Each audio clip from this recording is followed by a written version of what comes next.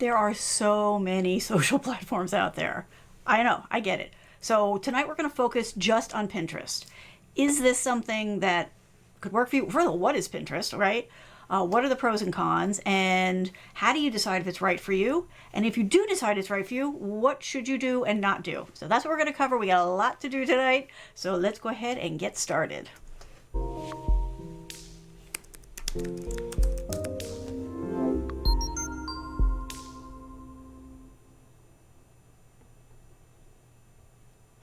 Okay, so Pinterest. Now, before you roll your eyes and walk away, come on and listen. Come on, pull up a chair, grab something nice to drink. Let's talk about it, because a lot of people dismiss Pinterest out of hand. I was one of them, I admit it. But turns out that that was probably not the smartest thing I've ever done. So we're going to talk about what Pinterest is, what it can do for you, what the pros and cons are, because there's pros and cons for everything, right? And then how to decide whether or not this is something that you should try out. And if you do try it out, some ideas, some tips on things to do and not do. So let's dive into this. This is going to be a big one. Let me bring this up. Here we go. And then we'll do that. Oh, right, I didn't move this. My apologies. I keep trying new layouts and then I forget that I didn't move my little picture. So let me move my little picture. So Pinterest, and why we're talking about this. We're talking about this because most people are blowing it off, to be frank. And like I said, I was one of those people for the very longest of time. So let's talk about why we're talking about this, right? Okay, there's 291 million active users on Pinterest. Okay, there we go. We're done. We can go. Right, I'm finished now for the night. That's a lot of people. And these are people who are extremely active on it. Other than maybe Instagram, this is probably the most active group that you're going to run into. These people are there. They're very engaged. They share, and which we'll get into all that kind of stuff. So that's a lot of people, right? And the estimate is around, 77 plus million are just from the US. So this is very much a global, which is great for those of us who, are able to do things on a global level. But if you are local, that should not deter you, because these, again, are very dedicated people. 87% of Pinterest users have bought a product because of Pinterest. Just think about that, okay? 291 million active users, 87 of which have bought a product because they saw it on Pinterest. This is actually products and services. This list explained that later on, but they didn't have it in their initial numbers. Out of all of those users, right, 93 of them use it actively to plan their purchase. So what does that mean? That means searching, researching, sharing it with other people to get feedback, and then deciding to make the purchase. Pins are very helpful, right? They help people find the stuff that they're looking for and then drill down to get more information about the products and services that they're interested in. And it's important to understand, okay, this is not just a social networking platform, okay? This is a search engine. This is very much a search engine, and it is a visual search engine, which are extremely popular because the human brain processes images faster than it does text, okay? This is just biology here. So by being able to do a search, see images, people are able to scroll through and find the things that they want because their brain automatically pulls it out from all the things that are presented much faster. And then they can create a little subgrouping of things to drill down on and drill down. So it is a very effective, very efficient way for people to go and do the searches that they need to do. Every single time I start to do a show, people start pinging me. Anyway, so this is very, very handy. And then I've got this little table here, which I'll just leave here for you to take a look at. But if you look at just the listing, right? So this is traffic, Facebook, no surprise. Pinterest, which was a surprise, Twitter, blah, blah, blah, blah. So now this is obviously a little bit old because it does have Google Plus in it, but it just kind of shows you that this has actually been a viable platform for much longer than probably you or me realized. That's just the way it is. Oh, thank you for the Sparks, Mad Max over on Mixer. Appreciate that. That's very sweet of you. Thank you. Thank you.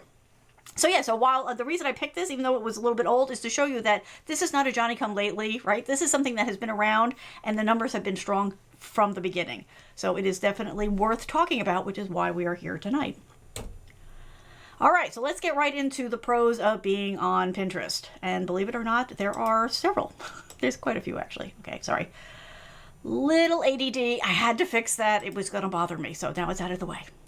All right. So if you are posting on Pinterest, you're going to get more traffic. It is a one-to-one relationship. Posting on Pinterest, more traffic to your website, so on and so forth. So this is definitely a big selling point for this. This is because they're able to get through it, right? So because this is a search, because this is something that they actively use to plan when they're doing any kind of research for something new, services, products, inspiration, new ideas, that type of thing. This is why it generates the traffic, because, as I said, it's a visual search. They put in their term, or they see something in the feed, or they see something that somebody recommended. They click on it, they start to drill down, they start to get more information. They're already actively engaged from the start, right? But from that image that they saw on the board, they immediately go down for more information. And so that makes them go and visit your website and your other socials and any place else that you have got your information available to them. This is something that small businesses, like when I talk to them, they're aware of it, but it's amazing how many people are not taking advantage of it. And that's why we're having this conversation, because pretty much for any topic that you can think of, there's a Pinterest activity going on, right? So people just assume, like, if you say Pinterest to people, they immediately think fashion, jewelry, makeup, right? If they really stop to think about it, they're like, well, okay, yeah, there's also, like, arts and crafts and food and home improvement, and even there's a lot of, like, health related stuff. But that's like the tip of the iceberg. If you spend 5 minutes on Pinterest and just randomly come up with topics and search for it, you'll be amazed at how much content there is out there for it. So that's all something to keep in mind. It is something to at least go and spend that 5 minutes to go and prove it to yourself, right? Go and take a look, and you'll be amazed at how much information is actually out there, and how deep that well is for whatever topic you're looking for. There is a ton of content out there. So not being there, kind of silly. It's kind of like not having a website, or, not being searchable. We just can't do that these days, right? So this is a big one. John says, sorry, didn't mean to ping you. Very funny, John. John's over on Facebook. Hi, John. How you doing? All right. Let's keep going. It's going to raise your brand profile, right? It is another place to be seen, is another place to be shared from. They include tools for you to make that easy. So you can, using free tools that they give you, add like the pin it button to your website. And most people think, oh, well, that's only for images. Wrong. I thought that too. That's what I thought. I thought the Pinterest was just about static images, photographs. Wrong. You can do blog posts. You can do videos, right? I that's what got me into it. I was like, wait, what? You can do videos on that? Okay, yes, I'll be there in a minute. And I went running right over there.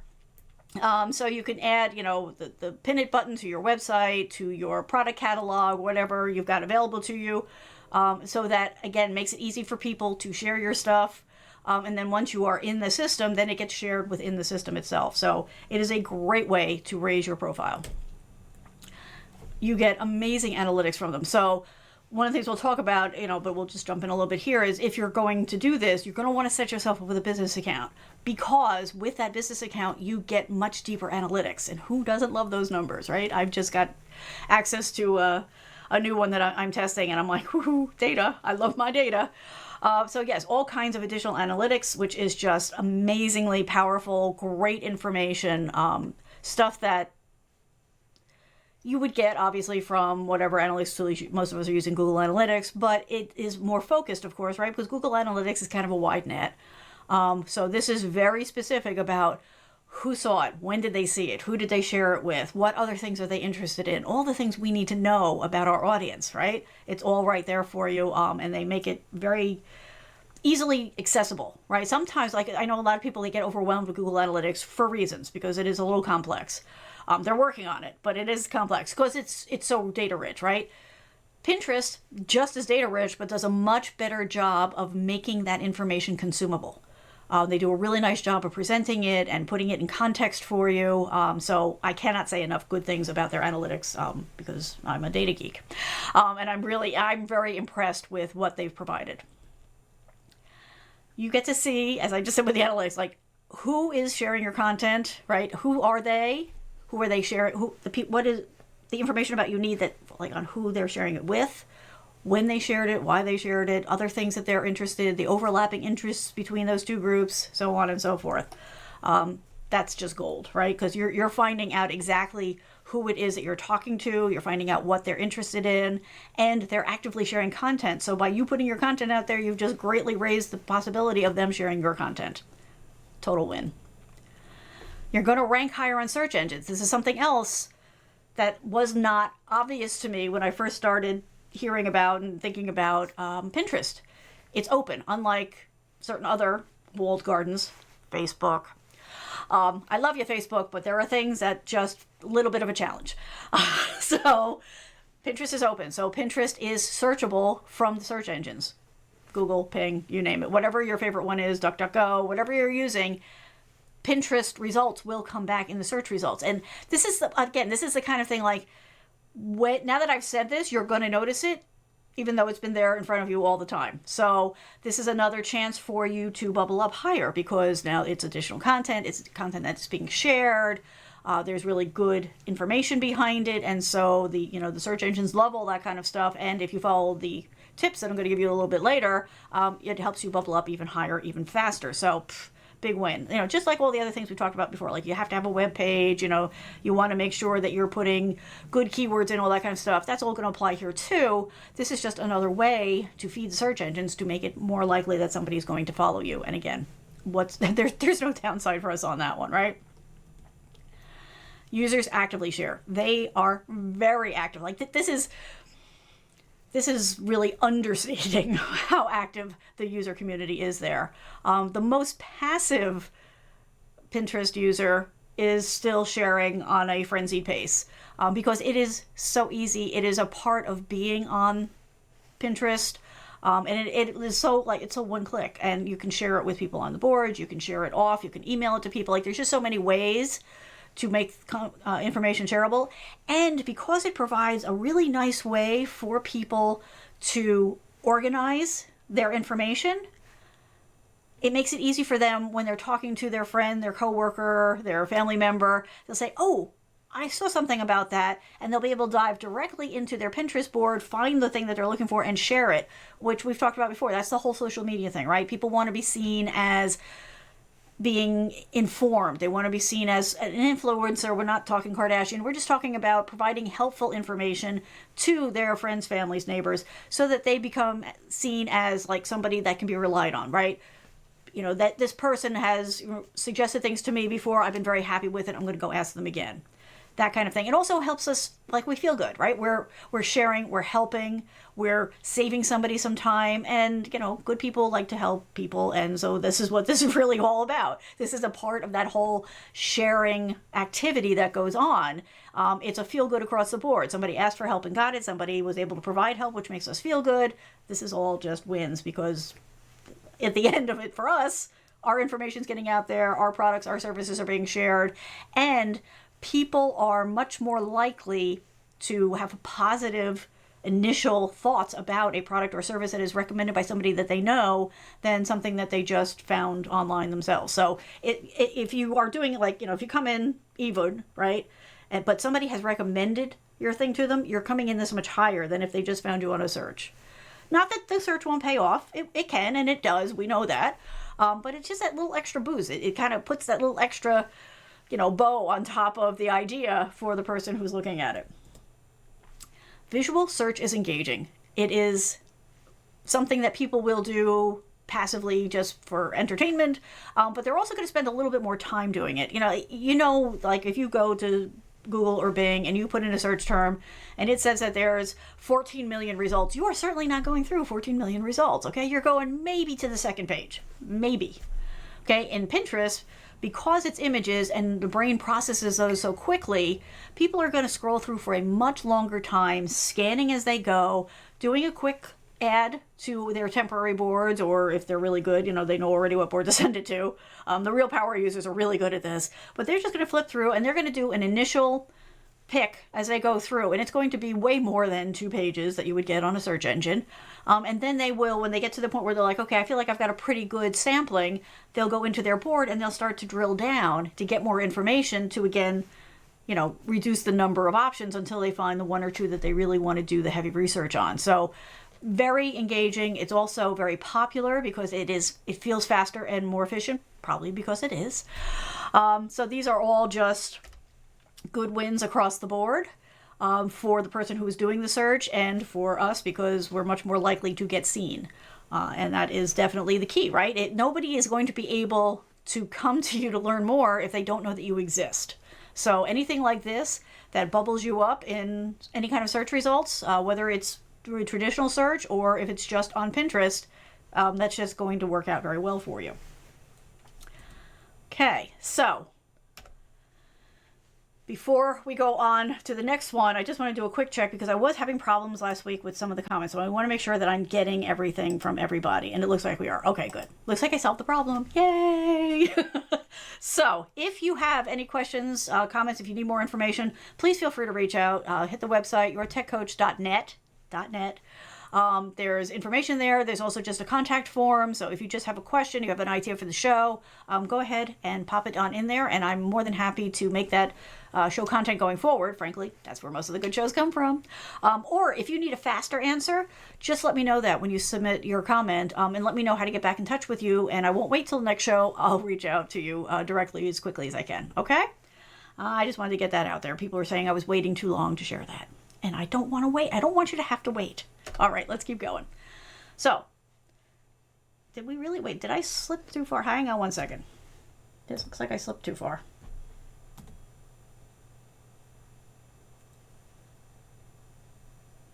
I did. Wow, that really jumped.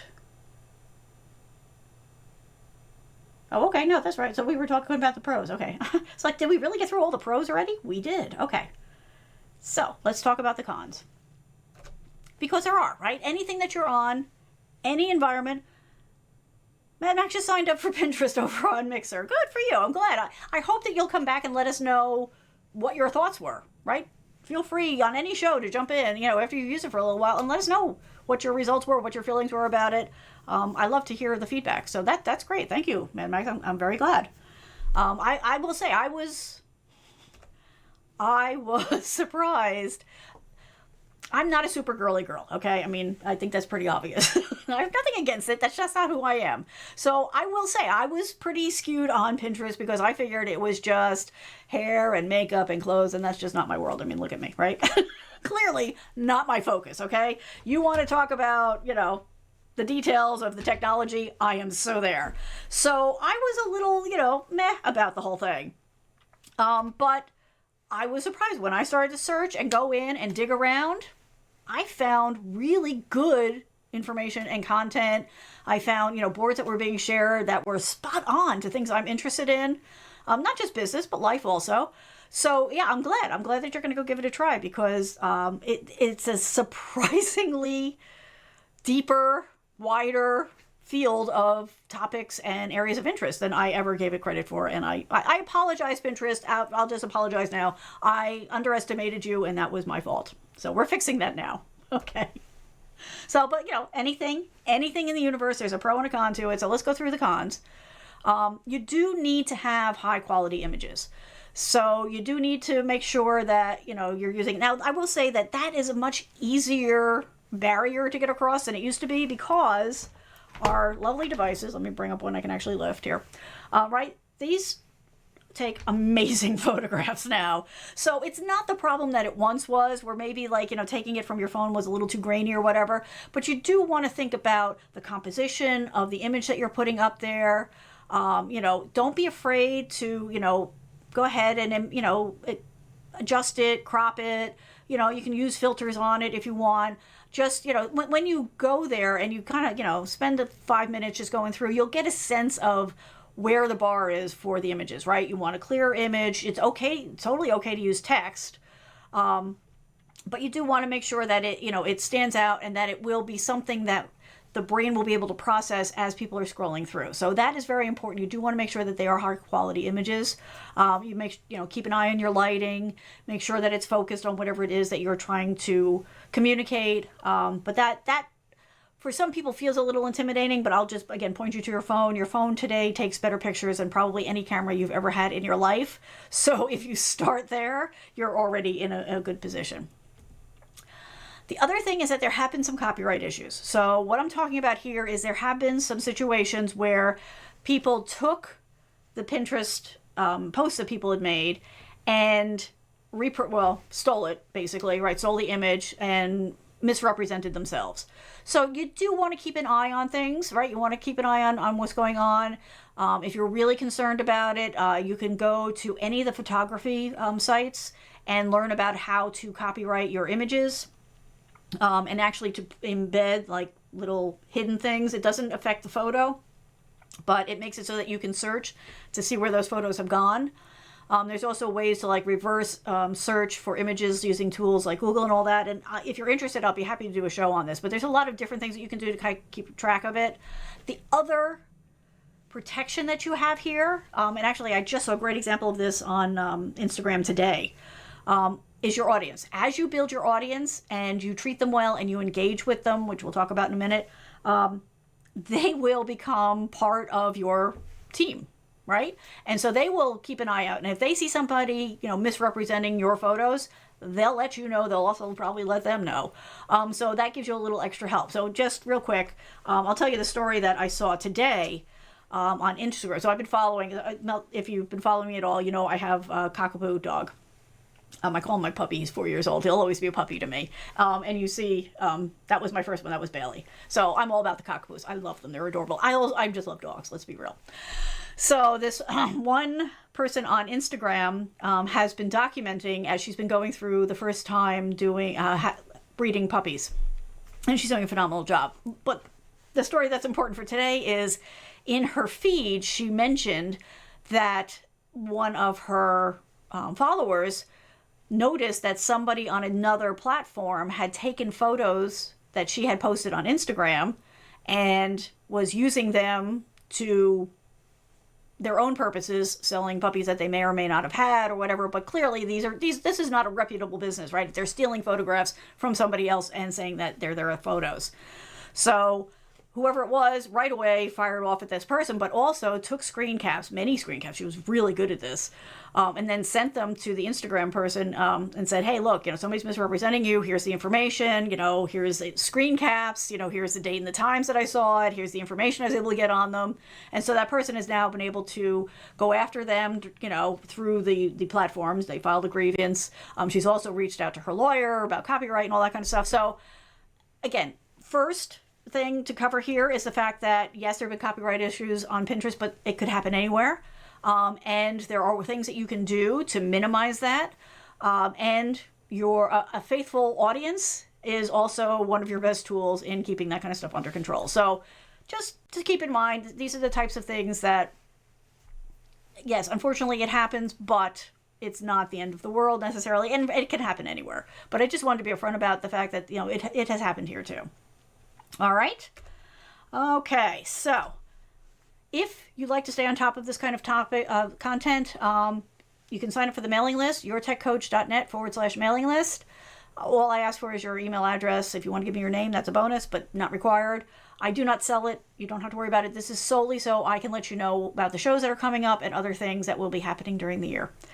That's all I can say about that right now, but there is other stuff coming. So feel free to sign up, yourtechcoach.net/mailing list. All right, let's get through this here. Let me make that go away. So, right, we talked about the pros, we talked about the cons, we talked about what it is. How do you decide if this is right for you, right? This is the big question. So you start off with the basics, right? Are your target or existing customers and clients already on Pinterest? Real easy. Ask them, right? So ask around. Are they using it? Are they interested in it? Do they find any value in it? Because if they are in any way, shape, or form, probably worth it, at least a test for you. Are your competitors there? That's an even easier, right? You go on and you search. If you find them, you're like, okay, I need to be here too. Is this kind of expected in your industry? Now, for the ones I talked about, early on, yes, okay, certainly if it's, makeup, hair, fashion, even like gardening, home improvement, like those basically, that's built in. But do a little search. Even if your direct competitors aren't there, just in general, is your industry represented there? And if they are, it's probably worth giving it a test drive. Hang on one second. We got a question here.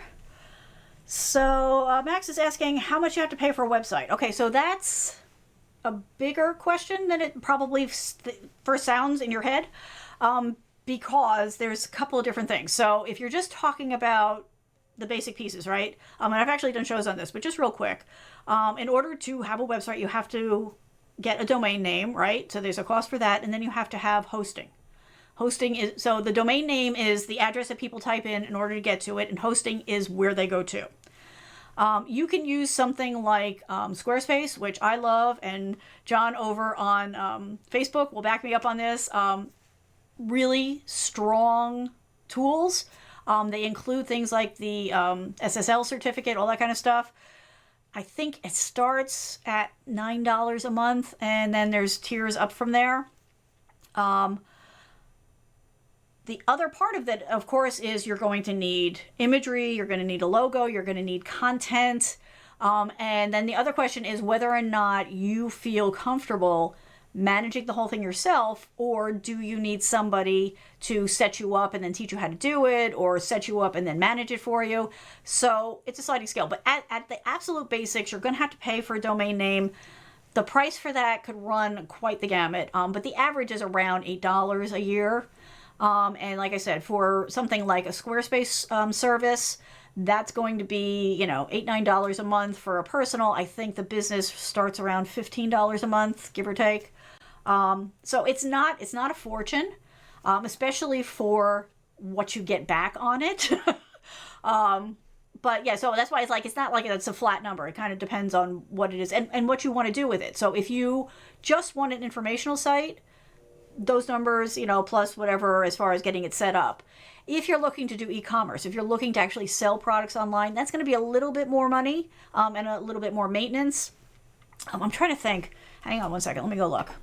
I think I want to say let me look. I shouldn't guess.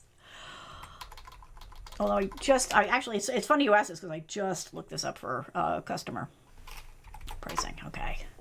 Just want to see what the pricing is for commerce. Okay, so the basic commerce on Squarespace is $26 a month.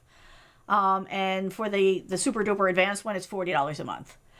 Now, there's other services out there, there's other plans. The only thing I would caution you is to make sure two things. Okay, first of all, if you're going to have somebody help you with this, which is totally fine, that's part of what I do, make sure you own your domain. Okay, I've had a lot of customers have a lot of problems because somebody helped them set it up, but they bought the domain, and then whatever happened, there was a disagreement on something, and then they didn't own their domain, somebody else did. So make sure you own your domain name, if nothing else. And a lot of people, when you talk to them about websites, they're going to immediately say things like Wix and WordPress to you. Those are fine, but there are concerns with them, so I don't recommend them anymore. Wix is not great for scalability and a bunch of other things. WordPress, I have stopped recommending. I won't even work with it anymore because it seems cheap, reasonably priced to start with, but that's because it doesn't include everything that like Squarespace does. By the way, I make no money off Squarespace. I just recommend them because I've had such good experience with them. WordPress feels like it doesn't cost as much going in the door, but it ends up costing so much more because everything that you need to do, you have to buy an add-on for, and then you have to maintain those, and you have to stay on top of those, and then the person stops supporting them. So it's not as simple as it seems at first. So I'll just leave that there. But hopefully that helped. If that didn't answer your question, Mad Max, let me know, and I'm more than happy to go deeper into it. Like I said, I've done several whole shows on it too, so I can hook you up with those if that helps. But anyway, I hope that helped a little bit. Okay, so the big question here is, is Pinterest, Squarespace has great support. Yes, that's true. Absolutely is. 100%. If your industry is on Pinterest at all, you probably want to think about at least doing a test. That is definitely the way to go. And so I'm going to jump off of here one more time because the testing is really important. So we're going to get into, so now we've talked about the pros and cons and how to decide. All right, that was, yes. How to decide whether or not you want to be there. If you do decide that you want to be there, great. Make sure that you do a real test to get a real feel for whether or not it's going to work for you. And that means committing to doing it for at least 6 months. I'm going to go through next some do's and don'ts. But if you've gone through it, you've looked at it, you've looked at your industry, you've talked to your customers, or you've just watched to see what they're doing, and you decide, yeah, this might actually be something to try. Commit to at least 6 months. A year is better, but 6 months will at least give you real data. This is not something that is a light switch, right? You can't go set up on Pinterest and then tomorrow have a torrent of traffic, right? It's going to take a little effort. It's going to take some building. So at least 6 months, 10 or 12 is even better. That way you'll really get a feel for, okay, I got started, it started to peak, and then you'll be able to, from their analytics and your other analytics, see whether or not it is actually paying off for you. So I just wanted to make that clear. A lot of people think they go on, they post 3 times and they call that a test. That's not a test. Okay, that's maybe, experimenting and getting comfortable with the user interface, but that is not an actual test. Grand Max over on Mixer says, everything worthwhile takes time. Exactly, right? And so you want to make sure that if you're going to do this, you're getting the right information for your business, right? So you want to, in order to do that, you have to give some time for that information to pile up. And you want to make sure that, you add it to your website, to your business cards, to your other socials, right? You want to cross-pollinate this stuff. So you want to put it on your Twitter and your Instagram and all that kind of stuff. Again, because if you haven't been there, then people aren't looking for you there. So it's going to take a little time for them to see that. It's going to take a little time for the search engines to find you and for the algorithms to put you in the right slots and all that kind of stuff. So it takes a little bit of work. The point is, if this is going to be a valuable resource for you, then the sooner you start, the better, right? Because there are people that have already been using it. But because so many people discount it, you jumping in with your stuff, doing it the right way, could make a huge, boost in your traffic and hopefully your sales. Okay, so we're getting there. All right, so we've talked about what it is, the pros, the cons, how to decide. If you've decided that you do want to give it a try, let's talk about just some quick do's and don'ts. Okay, so if you're going to do this, make sure you create a business account. The point of that is that you want to make sure that you're getting all the benefits, right? So you want to make sure that you're getting the analytics, you're getting all the extra features that they offer to the business accounts. It's totally free, so you're good on that, right? Doesn't cost anything, just like all the other ones. There's no cost to having a personal account and moving it up, or just starting with a business account. If you do this, then you get all the analytics, right? The demographics, what devices they use, the clicks, how many pins were saved, who was saving them, your average daily impressions and viewers, popular pins, who details about who engaged with it, who shared. So you want to make sure that you've got all of that. The other thing is you're going to have to learn a little bit of terminology. It's not super complicated. Like, even without looking it up, you probably could have figured it out. But real quick, things like pinners, okay, that's what they refer to the Pinterest users. That's how they refer to themselves. As far as working inside of their world, okay, pins are the images or videos that you're posting there, okay? Boards are a way for people to organize them, including you. And you want to make sure that you're staying very, like, if you're creating your own boards, which you should, again, this is about engagement. All social is about engagement. You can't just push stuff out. You have to be there. You have to share other people's stuff. You're going to create useful boards, mixing your own stuff with other people's stuff. But you want to make sure that your boards are focused, that your categories are clear. But it's a really good way to organize and, present things for people. And then the feed, just like any other social media, that's just that list that people can scroll through of what's new and what's been targeted to them and that type of thing. Now, inside Pinterest is these other concepts that you don't need to start with, but just to have them in the back of your head, there's this concept of group boards. So the idea is that it's owned by one person, but they can send out invitations for other people to join them. So let's say that you're in an industry that maybe, does a lot of collaboration amongst itself. Maybe there's a lot of parallel business going on. You can set up one of these collaborative boards, these group boards, and invite other people, in the industry that or people that you're meeting through Pinterest to also post there. And again, it's just another way to foster community, to foster engagement, and to get the word out there. So that's all good. You can also, if you decide to, you can archive boards later on, so that, you stop seeing them, other people stop seeing them. There is this concept in the app called Lens. and it's a little photo icon, kind of like you see in the Amazon app. In Pinterest, when you click on that, somebody can take a picture of something, and then Pinterest will go and find similar things. So think of it this way. Let's say that you sell jewelry, right? Or you sell art supplies, right? And somebody maybe is looking for whatever the art supply is. Nothing's popping into my head. They can take a picture of it with Pinterest and then maybe see, your products that you're selling.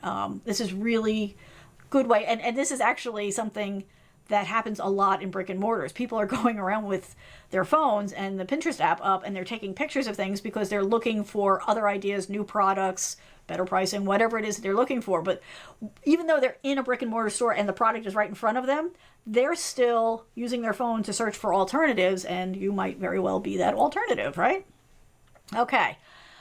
So again, that's part of why you want to make sure that you are putting things in the right category, because that is going to help the algorithm that little camera functionality is using to bring up the right images. I mean, they're also doing all the AI stuff with, photo matching and that kind of thing, but make it a little easier. Make sure you're using the right categories. That will also help you as far as the searching goes for people to find your stuff. Another big one, make sure you're scheduling your posts. Don't make yourself crazy, okay? Do what I've been recommending, pretty much since I started doing this show. Make your life easy. Plan out what you want to get out there. Use one of the tools. We've discussed them before. Hootsuite and Later are two, but if you do a search for scheduling tools, you'll find a ton. Find one that you like. Create whatever the post needs to be. Go ahead, put it into the tool, schedule the day and time. Do it more than once, like repurpose it. But make your life easy. Schedule the posts. That way, it shouldn't be one more thing you have to do every day. It should be something that you do once a month, and then you're covered. Now, you can always do things on the fly, right? We keep talking about that. The whole point of scheduling it is just to take some of that cognitive load off of you in your day-to-day business, because the posts are going out there on a regular basis. But if something pops in your head, you can always jump on and still go ahead and do that. So that's all good. LT Adams, thank you for the auto host. Big fan of that over on Mixer. You want to make sure your website is pinnable. Also, your other socials wherever you can. And Pinterest has a lot of good tools for that kind of stuff. So again, on your blog post, put the little pin this icon. There's functionality behind it, but it really is cut and paste. It's quite simple. Same thing in your product catalog. Make it easy for people to share it, save it to their boards for their own inspiration or their own research. Make it easy.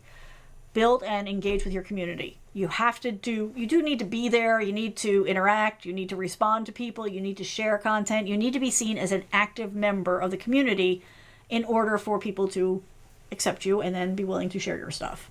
It's not that hard. I mean, literally, you could do like 5 minutes a day. While you're waiting in line at the post office, just fire off a couple of things and you'll be all good. Grand Max, hope to see you tomorrow at David Foster's YouTube. I will be there, yes. I think David and Luria are both going to be there tomorrow, because I think for once this week that somebody's not on the road. Thank you. I appreciate you coming by, Mad Max. Appreciate it. We will talk tomorrow. Okay, so the other Pinterest thing is make sure that you pin consistently. So they recommend that you pin something once a day. Again, this is why you want to schedule.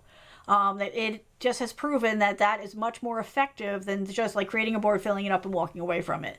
So by pinning on a regular basis, it ensures that your content's going to reach a wider audience. It's going to make you be seen as somebody who is actively engaged, which is always a good thing.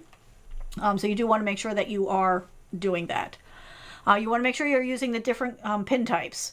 So just as a real quick, product pins, these are what they call rich pins. So there's just your regular pins, and when you're getting started, you don't have to worry about the rich pins if you don't want to. But if you're looking for a little additional functionality, product pins will include real-time pricing, availability, and where to buy your product. Recipe pins, if you are in that type of business, will include things like ingredients, cooking time, serving sizes, that type of thing. Article pins will show like headlines, authors, story descriptions, that type of thing. You can also do them for apps. It kind of sounds like that might be going away right now, but the idea is if you are, selling an app of some sort, that you would be able to actually make it so they could download it from Pinterest. Obviously, it's a link going to wherever you have it stored, but it's one click as far as the Pinterest user is concerned. Mix up your content. That is so important in this type of environment. Use images, infographics. There's tools out there that make it real easy to create those kind of things. Videos, yes, videos. I know, I was shocked too. Your blog posts, like, don't limit yourself. You know, don't get into too much of a rut. Mix it up. Put different things out there. It's all good stuff. And if you are doing e-commerce, there are ways that you can sell directly from Pinterest. So you might want to consider that. Again, you don't have to start that day one. It's something you can do going forward. Some things that you don't want to do. Obviously, you don't want to spam. You don't want to spam in any of the platforms, but, you know, don't spam in general, right? Don't request pinners to comment over and over. Don't do promotional office events too often. You don't want to come across as sleazy. That's basically the rule of thumb, and we all know what that feels like, so you know what to stay away from. You want to be very careful about not implying that Pinterest supports or sponsors your business. If you go and read their terms of service, and if you read a little bit about using their logo, they're very clear about it. It's not hard to follow, so that's something that should be easy to do. Use your keywords. Absolutely use your keywords, but don't get too carried away. This is not a place to put like 500 keywords. You know, be selective about it. Be smart about your categories. Use them, but don't swamp them. That's basically what it comes down to. It's okay to do sweepstakes and contests, that kind of thing, but don't make it so that every pin or every interaction is an entry. Okay, that is a violation of terms of service, and they will ping you on that. Actually, they will slap your hand pretty hard. So it's okay to do them. Just make sure that you read up in the terms of service what is allowed and what isn't, and make sure that you stay inside those. And the same thing with this kind of thing. Don't ask them to vote on something by using a like or a pin. That the whole point of the likes and the pins should be actual engagement. It should not be a step towards obtaining some secondary goal for you. So make sure that you're very careful with that kind of stuff. If you need help, if you have questions, if you want to walk through this in more detail, if you'd like to do a one-on-one session where we talk about trying to figure out where you need to be, you can reach out to me on yourtechcoach.net. There's a tool there where you can schedule an appointment. I'm more than happy to meet with you and have a 45-minute conversation to kind of help ask the questions, and help you make those kinds of decisions here. Hey, Petra, how you doing? Thank you for the good night there. Here, let me bring this up. Hello. Hi, Petra. Actually, Petra, I have a question for you. I think I've answered it, but if you could just go take a look at your last show. I just want to verify some information about the mini. But thank you for cruising by. How do you choose your best keywords? What do you have best practices? Okay, so I use a tool called Keywords Everywhere, which helps me kind of refine and define. Also, another good way to do that is to just look at the keywords that other people are using. So do a search for whatever your thing is, and then take a look at the ones that are a close match in the search results, see what keywords they're using, and then, borrow. But Keywords Anywhere is very good for that. TubeBuddy and vidIQ also give you some of that, so those are good, but Keywords Everywhere just plugs right into Chrome, and you can use it with Google, so you can right away see, like, if you put a term in, it right away makes some recommendations about some other things to consider. And it's try it, monitor it, see which ones worked, keep those, throw away the ones that didn't. That's my approach. I hope that helped. All right, everybody. Hopefully you're going to go and at least give Pinterest some consideration. It is definitely way more versatile than I ever thought when I first started to look at it, so I highly recommend going and taking a look at it. Don't be afraid to put videos in. I was excited to find out that was an option, and hopefully that will all be worthwhile to you. Like I said, if you're going to do a test, make sure you give it enough time so that you get enough information back. I will be on Twitch around 10:30ish. If you'd like to continue this conversation, you are more than welcome to come by. Otherwise, I will see you next Thursday. I hope you have a great week, and we will talk soon. Bye.